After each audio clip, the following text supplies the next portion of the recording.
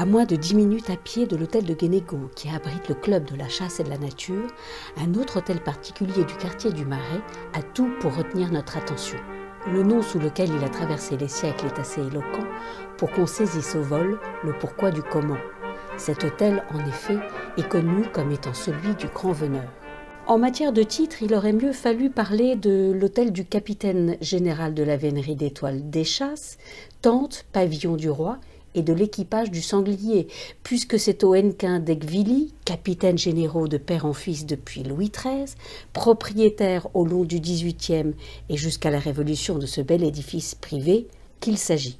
Mais entre nous, avouons-le, hôtel du grand veneur, ça sonne mieux. S'il a durablement hérité de cette appellation, c'est surtout grâce à son admirable décor cinégétique. Disons-le tout de suite, en empruntant les mots de Lucien Lambeau, qui fit son panégyrique en 1901 auprès de la Commission du Vieux Paris, l'ancienne et luxueuse demeure des Hennequin d'Aiguevilly n'a conservé que 2 fort belles choses échappées, on ne sait comment, à la convoitise des dépeceurs de vieux logis, son superbe escalier et le balcon orné de la façade côté jardin.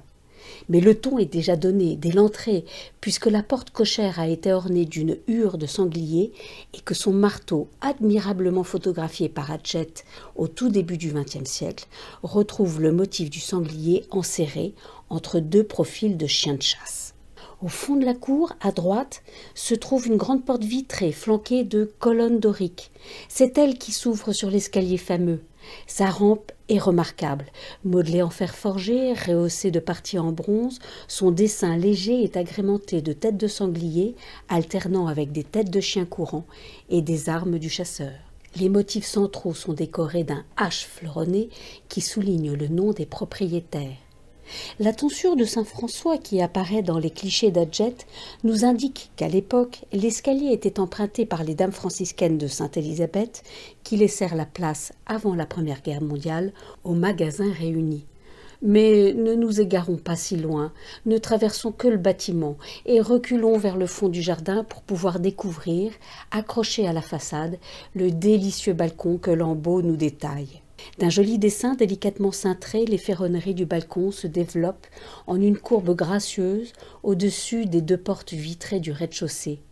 C'est entre ces 2 portes que s'attache le support dont le beau motif comportant une hure de sanglier est d'un si puissant effet décoratif. Reste à savoir à quel Hennequin d'Aiguevilly on doit ces touches cinégétiques. Pas à André, dit le brutal, dit le vautré, qui, voulant envoyer sa femme au barbaresque, la vendit à un corsaire qui en tomba éperdument amoureux. Histoire haute en couleurs que nous n'avons pas le temps de détailler. Mais plus certainement, c'est à Augustin-Louis Hennequin, marquis d'Aiguevilly, son petit-fils, qui épousa en 1741 Honoré de Joyeuse, que nous devons ce plaisir des yeux. À l'occasion de son mariage, il eut en effet le désir bien légitime de remanier au goût du jour le logis qu'il venait de recevoir en dot de son père. Les décors qu'il choisit, écrit joliment Lambeau, rappellent encore un peu la demi-solennité de la Régence, mais on y sent déjà les premiers symptômes des lignes délicieusement tourmentées qui vont bientôt s'épanouir sous l'influence de Madame de Pompadour dans ce que l'on appellera le style rocaille.